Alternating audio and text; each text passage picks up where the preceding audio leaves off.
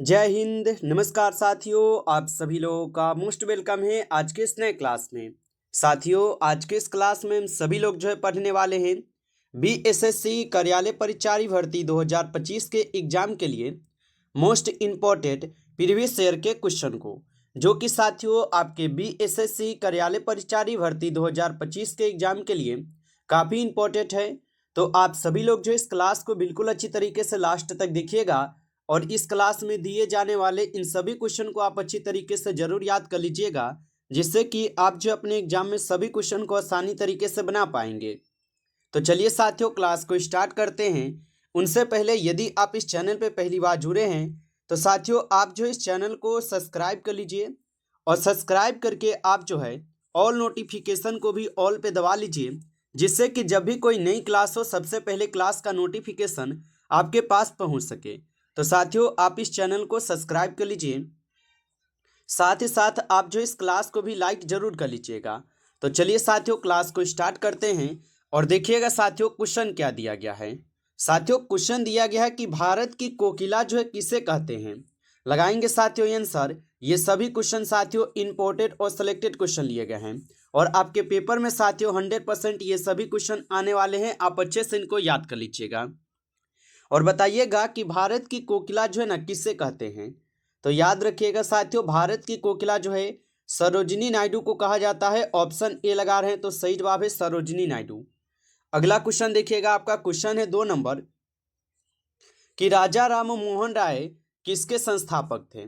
चलिए साथियों बताएंगे कि राजा राम मोहन राय ये किसके संस्थापक थे। तो याद रखिएगा साथियों, राजा राम मोहन राय ये ब्रह्म समाज के संस्थापक थे। ऑप्शन ए यहाँ पर आपका सही जवाब होगा। अगला क्वेश्चन देखिएगा, आपका क्वेश्चन है कि प्रसिद्ध सांची स्तंभ किसके समय में बनाया गया था। बताइए साथियों कि प्रसिद्ध सांची स्तंभ किसके समय में बनाया गया था। तो याद रखेंगे साथियों अशोक के समय। ऑप्शन ए यहाँ पर लगा रहे तो सही जवाब है अशोक के समय बनाए गए थे, याद रखेंगे। अगला क्वेश्चन देखिएगा, आपका क्वेश्चन दिया गया है अरावली पहाड़ी किस राज्य से होकर गुजरती है। चलिए साथियों बताएंगे कि अरावली पहाड़ियाँ ये किस राज्य से होकर गुजरती है।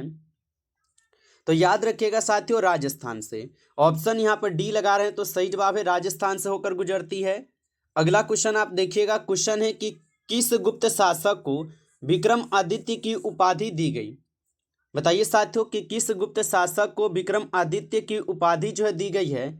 तो याद रखिएगा साथियों चंद्रगुप्त द्वितीय को। ऑप्शन यहाँ पर आपका डी सही जवाब है साथियों चंद्रगुप्त द्वितीय को। अगला क्वेश्चन देखिएगा, आपका क्वेश्चन है साथियों कि निम्नलिखित में से कौन सी धातु को यहाँ पे गहने बनाने वाले में प्रयोग किया जाता है। तो निम्नलिखित में से कौन सी धातु को गहने बनाने में प्रयोग किया जाता है। तो साथियों याद रखिएगा सोना, चांदी और प्लेटिनियम ये सभी का होता है। तो ऑप्शन यहाँ पर आप डी लगा रहे हैं तो सही जवाब है आपका सभी का होगा। अगला क्वेश्चन देखिएगा साथियों, क्वेश्चन है कि अंतर्राष्ट्रीय महिला दिवस ये कब मनाया जाता है। साथियों ये सभी क्वेश्चन काफी इंपॉर्टेंट और वीवीआई सेलेक्टेड क्वेश्चन है और आपके पेपर में साथियों 100% ये सभी क्वेश्चन आने वाले हैं। आप अच्छे से इनको याद कर लीजिएगा और बताइएगा साथियों कि अंतर्राष्ट्रीय महिला दिवस ये कब मनाया जाता है। तो याद रखेंगे साथियों अंतर्राष्ट्रीय महिला दिवस ये साथियों मनाई जाती है कब। तो ये 8 मार्च को मनाई जाती है। ऑप्शन बी यहाँ पर लगा रहे हैं तो सही जवाब है। अगला क्वेश्चन देखिएगा, आपका क्वेश्चन है कि भारत में राष्ट्रीय आपातकाल की घोषणा कब हुई थी। बताइए साथियों कि भारत में राष्ट्रीय आपातकाल की घोषणा कब हुई थी। तो साथियों याद रखिएगा यहाँ पे इस क्वेश्चन का आपका सही जवाब ऑप्शन सी हो जाएंगे 1975 में। ऑप्शन सी यहाँ पर आपका सही जवाब है, याद रखेंगे।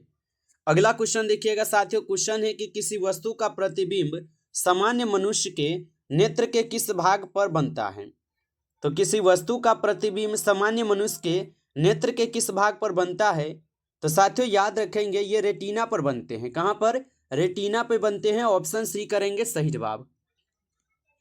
अगला क्वेश्चन देखिएगा साथियों, क्वेश्चन है कि चंपारण सत्याग्रह कब हुआ था। चलिए साथियों बताइएगा कि चंपारण सत्याग्रह कब हुआ था। तो याद रखिएगा चंपारण सत्याग्रह 1917 में हुआ था।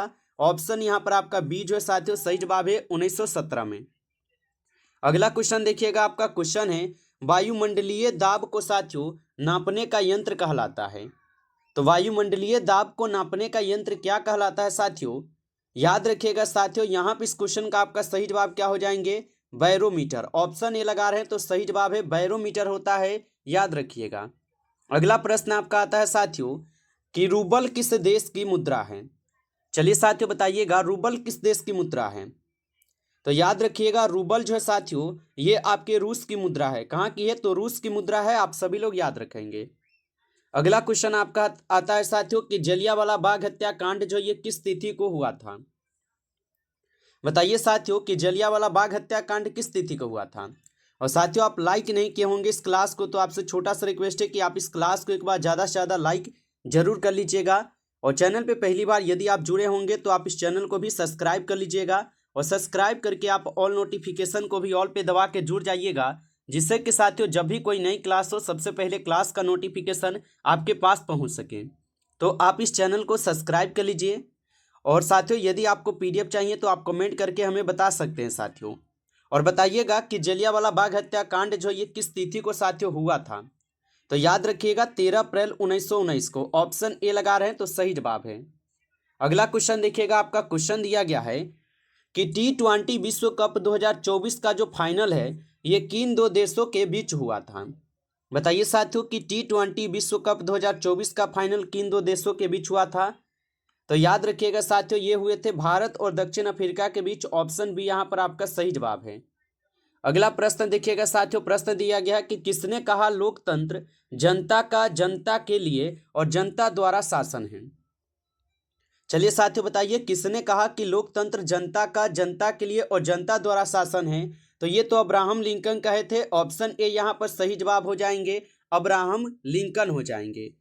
चलिए अगला प्रश्न देखिएगा, आपका प्रश्न दिया गया साथियों कि समवर्ती सूची का प्रावधान किस देश से लिया गया है? बताएंगे साथियों कि समवर्ती सूची का प्रावधान जो ये किस देश से लिया गया है? तो याद रखिएगा समवर्ती सूची का प्रावधान जो है ये साथियों ऑस्ट्रेलिया से ली गई है। ऑप्शन यहाँ पर आपका सी सही जवाब है, ऑस्ट्रेलिया होगा। अगला प्रश्न देखिएगा साथियों, क्वेश्चन है आपका कि अभ्रक उत्पादन में भारत का स्थान है। बताइए कि अभ्रक उत्पादन में भारत का कौन सा स्थान है? तो अभ्रक उत्पादन में भारत का साथियों यहाँ पर पहला स्थान होगा। ऑप्शन बी करेंगे सही जवाब, पहला स्थान है, याद रखिएगा। चलिए साथियों अगला प्रश्न देखिएगा, आपका प्रश्न है कि हर्षवर्धन के काल में एकबारा बौद्ध मठ जो है कहाँ थी? बताइए साथियों कि हर्षवर्धन के काल में एकबारा बौद्ध मठ साथियों कहाँ थी? तो याद रख लेंगे साथियों ये थी आपके नालंदा में। ऑप्शन यहाँ पर क्या होगा? तो डी सही जवाब है साथियों, नालंदा में। अगला प्रश्न देखिएगा, आपका प्रश्न है कि खरीफ फसल निम्नलिखित में से कौन सी नहीं है? बताइए कि यहाँ पे खरीफ फसल साथियों निम्नलिखित में से कौन सी नहीं है? तो यहाँ पे आपका सरसों जो है ये खरीफ फसल नहीं है। ऑप्शन डी आपका सही जवाब है। अगला प्रश्न देखिएगा, क्वेश्चन दिया गया है कि विश्व का सबसे बड़ा महासागर जो है ना कौन सा है? लगाएंगे आंसर आप सभी लोग कि विश्व का सबसे बड़ा महासागर कौन सा है? तो याद रखिएगा साथियों प्रशांत महासागर जो कि विश्व का सबसे बड़ा महासागर है। चलिए नेक्स्ट क्वेश्चन देखिएगा, और प्रश्न क्या दिया गया आप सभी लोगों का कि निम्नलिखित में से सबसे अधिक उपजाऊ भूमि कौन सी है? बताइए साथियों कि निम्नलिखित में से सबसे उपजाऊ भूमि कौन सी है? तो साथियों याद रखेंगे जलोढ़ मिट्टी जो सबसे उपजाऊ मिट्टी है। ऑप्शन सी यहाँ पे सही जवाब होगा। अगला प्रश्न देखिएगा, आपका प्रश्न है कि भारत के समुद्री मार्ग का अन्वेषण किसने किया था? बताइए साथियों कि भारत के समुद्री मार्ग का जो अन्वेषण है किसने किया था? तो याद रखिएगा साथियों वास्को डी गामा। किसने किया था? तो वास्को डी गामा किए हुए थे, आप सभी लोग याद रखेंगे। अगला प्रश्न देखिएगा साथियों, क्वेश्चन है आपका कि राज्यसभा की मीटिंग का संचालन जो है साथियों कौन करता है? चलिए बताइएगा यहाँ पर आपका आंसर क्या होगा कि राज्यसभा की मीटिंग का संचालन जो है मीटिंग का संचालन कौन करता है? तो याद रखेंगे साथियों उपराष्ट्रपति करते। कौन करते हैं? तो राज्यसभा का जो मीटिंग का संचालन होता है ये उपराष्ट्रपति के तहत ही होती है। अगला प्रश्न देखेंगे साथियों, क्वेश्चन है निम्नलिखित में से कौन सा सबसे प्राचीन पर्वत श्रृंखला है? चलिए साथियों बताइए कि निम्नलिखित में से कौन सा यहाँ पे सबसे प्राचीन पर्वत श्रृंखला हो जाएंगे? तो यहाँ पे इस क्वेश्चन का साथियों आपका सही जवाब जो है ऑप्शन यहाँ पे साथियों आप सभी लोग का ए हो जाएंगे, आरावली पर्वत श्रृंखला जो सबसे प्राचीन पर्वत श्रृंखला है, याद रखिएगा। चलिए अगला क्वेश्चन देखेंगे साथियों। क्वेश्चन है कि टीपू सुल्तान के शासन काल में मैसूर की साथियों राजधानी कहाँ थी। बताएंगे कि टीपू सुल्तान के शासन काल में मैसूर की राजधानी कहाँ पर थी। तो याद रख लीजिएगा, श्रीरंगपट्टनम में थी। कहाँ पर थी साथियों? श्रीरंगपट्टनम में थी, याद रखेंगे। अगला प्रश्न आप लोगों का आता है कि भारत का केंद्रीय बैंक जो है कौन सा है। बताइए साथियों कि भारत का केंद्रीय बैंक जो है कौन सा है। तो याद रखिएगा, भारत का केंद्रीय बैंक है साथियों यहाँ पर reserve bank of India. Option A जो है ना यहाँ पे सही जवाब है, रिजर्व बैंक ऑफ इंडिया होगा। चलिए साथियों अगला प्रश्न देखेंगे। क्वेश्चन आप लोग का है, बिहार में उर्वरक कारखाना जो है कहाँ पर अवस्थित है। बताइए साथियों कि बिहार में उर्वरक कारखाना कहाँ पर अवस्थित है। तो याद रखिएगा, बिहार में उर्वरक कारखाना जो है साथियों ये आपके अवस्थित है बरौनी में। कहाँ पर है? तो बरौनी में है। ऑप्शन सी सही जवाब होगा। अगला प्रश्न देखिएगा साथियों। क्वेश्चन है कि रेडियम की खोज जो है किसने की थी। बताइए साथियों कि रेडियम की खोज जो है किसने की थी। तो याद रखिएगा साथियों, रेडियम की खोज की जाती है मैडम क्यूरी के द्वारा। किसके द्वारा? मैडम क्यूरी के द्वारा की जाती है। ऑप्शन सी सही जवाब होगा। अगला प्रश्न देखेंगे साथियों। प्रश्न है कि भारत में कपास का सबसे बड़ा उत्पादक है। तो भारत में कपास का सबसे बड़ा उत्पादक यहां पर कौन हो जाएंगे। तो याद रखेंगे साथियों गुजरात। ऑप्शन यहां पर क्या है? तो बी सही जवाब है, गुजरात होगा। चलिए अगला प्रश्न देखेंगे साथियों। क्वेश्चन है कि लुबनी जो है ये किसका धार्मिक स्थल है। बताइए साथियों लुबनी जो है ये किसका धार्मिक स्थल है। तो लुबनी हो जाएंगे साथियों बौद्धों का धार्मिक स्थल। ऑप्शन ए लगा रहे हैं तो सही जवाब है, बौद्धों का धार्मिक स्थल है। चलिए अगला प्रश्न देखिएगा। आपका प्रश्न है कि गन्ने का अधिकतम उत्पादन करने वाला यहां पर प्रदेश है। तो गन्ने का अधिकतम उत्पादन करने वाला प्रदेश कौन सा है। तो साथियों याद रखेंगे उत्तर प्रदेश। ऑप्शन ए सही जवाब होगा, उत्तर प्रदेश होगा। चलिए साथियों अगला प्रश्न देखिएगा। क्वेश्चन है कि रतौंधी निम्न में के कारण होती है। तो साथियों यहाँ पे रतौंधी रोग जो है ये किसके कारण होती है। तो विटामिन ए की कमी के कारण आपको पता है कि रतौंधी रोग होता है। ऑप्शन बी सही जवाब होगा। चलिए अगला प्रश्न देखिएगा साथियों। क्वेश्चन है मोटर गाड़ी के चालक के सामने जो है लगा रहता है। बताइए साथियों तो मोटर गाड़ी के चालक के सामने जो है साथियों कौन सा दर्पण रहता है। तो आप बताएंगे साथियों उत्तल दर्पण रहता है। ऑप्शन बी सही जवाब है, यहाँ पर उत्तल दर्पण रहता है। अगला प्रश्न देखेंगे साथियों। क्वेश्चन है कि वसा और तेल के ऑक्सीकरण को कहते हैं। बताइए साथियों कि वसा और तेल के ऑक्सीकरण को क्या कहते हैं। तो वसा और तेल के ऑक्सीकरण को साथियों यहाँ पर वृद्धिगत विधता कहते हैं। ऑप्शन बी यहाँ पर आपका सही जवाब है। अगला प्रश्न आता है आप लोग का कि पटना हवाई अड्डे का यहाँ पे नाम क्या है। चलिए साथियों बताएंगे आप सभी लोग कि पटना हवाई अड्डे का नाम क्या है। तो पटना हवाई अड्डे का भी नाम क्या है। तो जयप्रकाश नारायण अंतर्राष्ट्रीय हवाई अड्डा है। ऑप्शन ए लगा रहे हैं तो बिल्कुल यहाँ पर आपका सही जवाब है। नमस्कार साथियों, इस क्लास में टॉप आपके 35 क्वेश्चन थे जो कि काफ़ी इंपॉर्टेंट और सिलेक्टेड क्वेश्चन थे ये सभी क्वेश्चन। साथियों यदि आपको ये क्लास अच्छा लगा हो तो आप जो इस क्लास को एक बार ज़्यादा से ज़्यादा लाइक जरूर कर लीजिएगा। और चैनल पे पहली बार जुड़े होंगे तो आप इस चैनल को भी सब्सक्राइब करके ऑल नोटिफिकेशन को आप ऑल पे दबा के जुड़ जाइएगा, जिससे कि जब भी कोई नई क्लास हो सबसे पहले क्लास का नोटिफिकेशन आपके पास पहुंच सके। तो आप इस चैनल को साथियों सब्सक्राइब जरूर कर लीजिएगा।